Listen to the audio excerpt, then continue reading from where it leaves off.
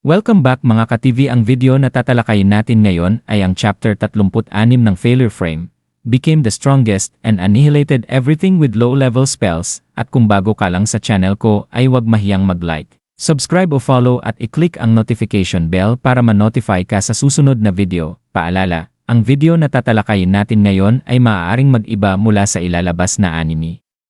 Hindi ko inaangkin ang mga drawing o anumang materyales na ipapakita.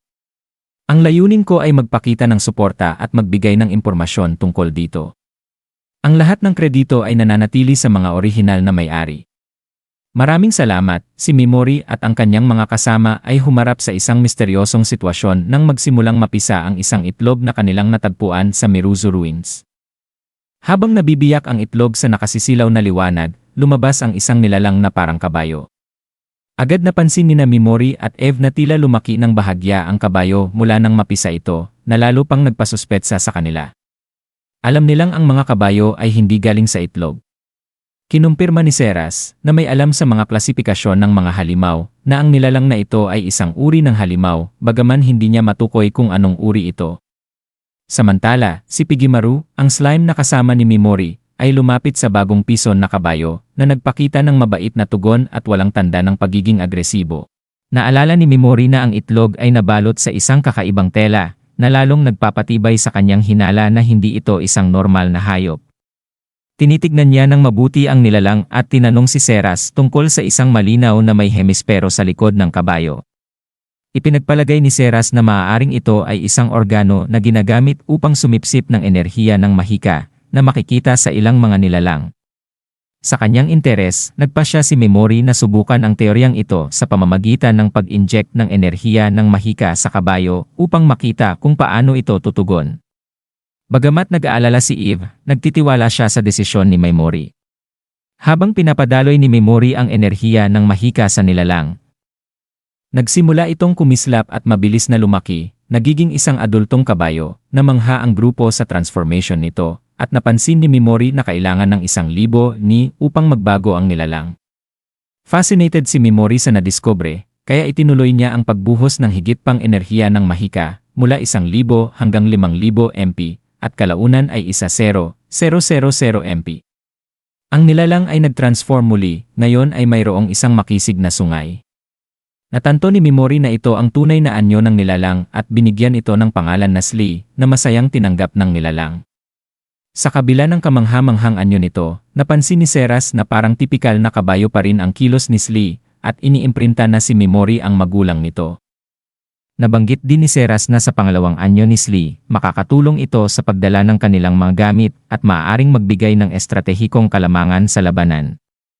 Bukod dito, ang ikatlong anyo ay maaaring lubos na mapabilis ang kanilang galaw sa mga oras ng kagipitan, lalo na kapag nakaharap sila sa mga halimaw. Si Slee, sa kabila ng bagong anyo, ay nagpapakita ng pagmamahal kay Mimori at dinidilaan pa ang mukha ni Seras na ikinatutuwa ng grupo. Nagbiro si Mimori kay Seras, sinasabing siya ang magiging pangunahing sakay ni Slee hanggang sa matutunan niya mismo ang pagsakay sa kabayo.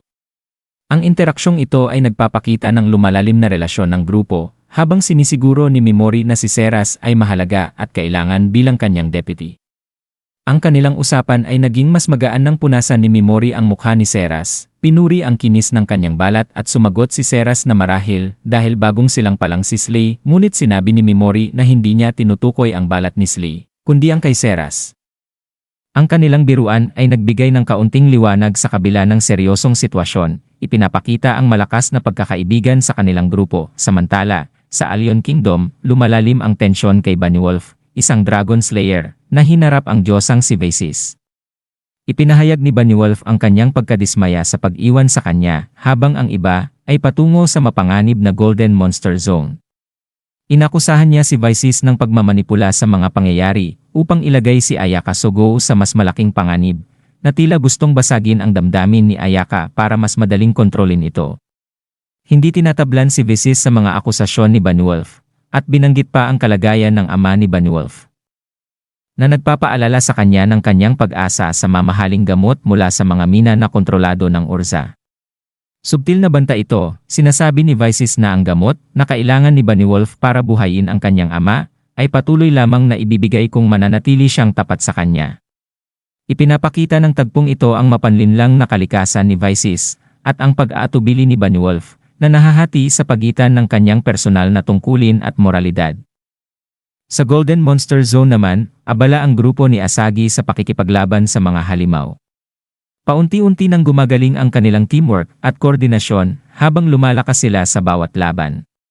Pinasisigla ni Asagi ang kanyang grupo na mag-level up ng mabilis upang hindi sila maiwan.